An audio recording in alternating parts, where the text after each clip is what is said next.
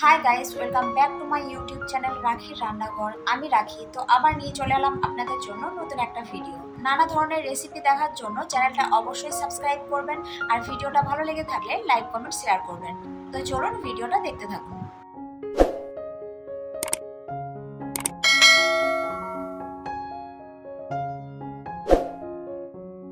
গরুর দুধ খাঁটি একদম 1 লিটার মতো আছে। দুধটা ভালো করে ফুটিয়ে এই যে দেখতে পাচ্ছেন দুধটা একটা উপরে সর পড়ে গিয়েছে। তো এই সরটাকে এবার তুলে নেবো। তো দুধের সরটা এখন এই যে আস্তে আস্তে তুলে নিচ্ছি। এই যে উপরে দেখতে পাচ্ছেন একটা মোটা সরটা অনেকক্ষণ ফুটিয়ে ফুটিয়ে এরকম একটা সর জমবে। সরটা এখন এর মধ্যে তুলে দিয়েছি, এটাও সর। তো রোজ একটু একটু করে সর তুলে আমি ডিপ ফ্রিজের মধ্যে রেখে দিয়েছিলাম। তো এভাবে সর তুলে ডিপ ফ্রিজের মধ্যেই কিন্তু রাখতে হবে, নর্মালে রাখলে হবে না। তো ডিপ ফ্রিজ থেকে আমি এটা বের করে নিয়েছি। এটা প্রায় 2 সপ্তাহ ধরে এইভাবে ফুটিয়ে ফুটিয়ে এই যে সর তৈরি করে প্রায় 2 সপ্তাহ এইভাবে জমিয়ে রেখেছি। এই যে দেখতে পাচ্ছেন অনেকটা সর হয়ে আছে। এখানে আছে এই যে জারের মধ্যে কিছু আছে, এটাকে এবার মিক্সির জারের মধ্যে দিয়ে দিয়েছি। এখানে বাটির মধ্যেও আছে অনেকটা। এবার এটা মিক্সার জারের মধ্যে ভালো করে ঘুরিয়ে নেবো। ঢাকনাটা লাগিয়ে দিচ্ছি ভালো করে। তো এটা মিক্সার জারের মধ্যে ভালো করে ঘুরিয়ে নিয়েছি। এবার ঢাকনা খুলে দেখাচ্ছি আপনাদের। দেখুন এই যে এটা হচ্ছে বাটার, তৈরি হয়ে গেছে বাটার।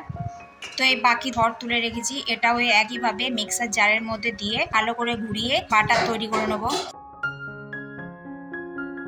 এটা এবার ভালো করে জার থেকে তুলে যে বাটির মধ্যে একটু জল নিয়েছি, এবার জলের মধ্যে দিয়ে দেবো। তো বাকি যে সরটা আছে ওটা একইভাবে যেভাবে আপনাদের দেখালাম মিক্সির মধ্যে দিয়ে ভালো করে এটা ঘুরিয়ে নেব। তো এই যে দেখুন আবার আমি তৈরি করে নিয়েছি। এই যে কতটা মাখন উঠে এসেছে। এটা মিক্সি ছাড়াও কিন্তু এটা হ্যান্ড ব্লেন্ডার দিয়েও করা যেতে পারে। তো এই মাখনটা আমি ভালো করে তুলে নিচ্ছি। তো মাখনটা তুলে আবার জলের মধ্যে রেখে দিয়েছি। যে আগে যে মাখনটা তৈরি করেছিলাম ওই একই সাথেই রেখে দিলাম।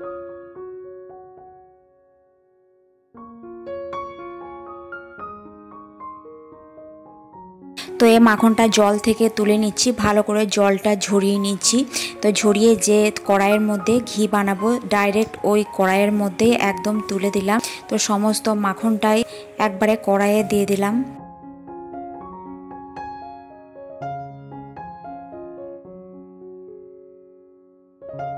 তো কড়াই উনুনের মধ্যে বসিয়ে দিয়েছি আর গ্যাস অন করে দিয়েছি। এবার এটা হাই ফ্লেমে জাল দিলে হবে না, এটা মিডিয়াম ফ্লেমে প্রথমে এটা জাল দিয়ে দেবো। দেখুন বাটার কিন্তু গলতে শুরু করেছে। তো এটা পুরোটা যখন গলে যাবে, গলে যাওয়ার পর এটা একদম লো ফ্লেমে দিয়ে এটা আস্তে আস্তে জাল করতে হবে। তো দেখুন বাটার একদম গলে গিয়েছে। এবার এটা লো ফ্লেমে করে জাল দিতে হবে। তো ঘিটা এখন ভালো করে নাড়িয়ে নিচ্ছি।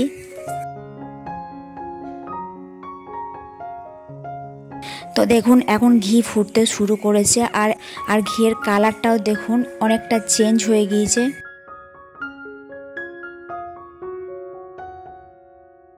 তো এভাবে ফুটিয়ে ফুটিয়ে ঘি তৈরি করতে হবে। একদম লো ফ্লেমে এটাকে জাল করতে হবে, হাই ফ্লেমে দিলে হবে না।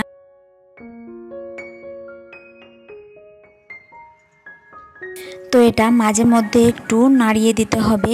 আর ওপরে ফেনার কালারটাও দেখুন অনেকটা চেঞ্জ হয়ে গিয়েছে।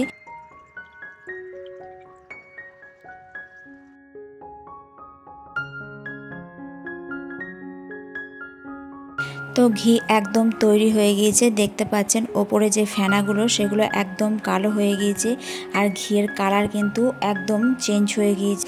তো এর থেকে আর জাল দিলে একদম পুড়ে যাবে। তো গ্যাসের ফ্লেম এবার বন্ধ করে দিচ্ছি। তো বন্ধ করে এটাকে এখন ঠান্ডা হতে দেব। তারপর এটা ছাঁকনি দিয়ে ছেঁকে একটা বয়ামের মধ্যে ভরে নেব।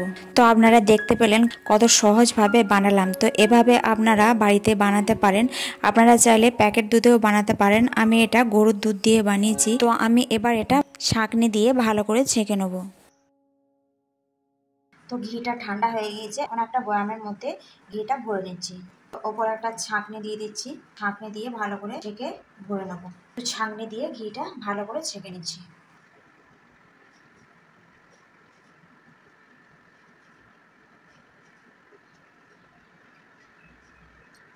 তো মুখটা ভালো করে বন্ধ করে দিচ্ছি।